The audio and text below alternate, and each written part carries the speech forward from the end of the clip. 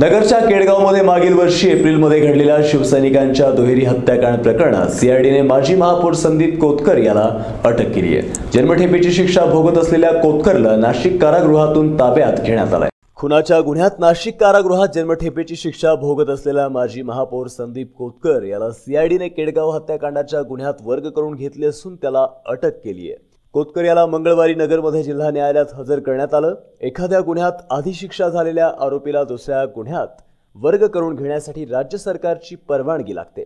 संदीप कोतकर संदर्भात राज्य सरकारने सीआयडीला केडगाव हत्याकांडात वर्ग करून घेण्याची परवानगी दिली होती। त्यानुसार सीआयडीने सोमवारी दुपारी नाशिक कारागृहात जाऊन कोतकरला वर्ग करून घेण्याची प्रक्रिया पूर्ण करत रात्री त्याला नगर येथे आणले।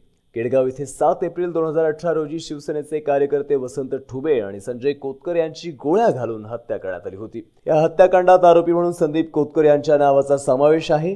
याच प्रकरणात संदीप कोतकर यांच्या पत्नी माजी उपमहापौर सुवर्णा कोतकर यांचेही नाव असून त्या गेल्या अनेक महिन्यांपासून फरार आहेत।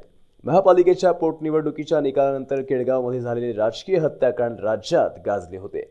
या हत्याकांडाचा तपास सीआयडीकडे सोपविण्यात आला असून माजी महापौर संदीप कोतकर यांच्या चौकशीतून अनेक गोष्टींवर प्रकाशझोत पडण्याची शक्यता आहे।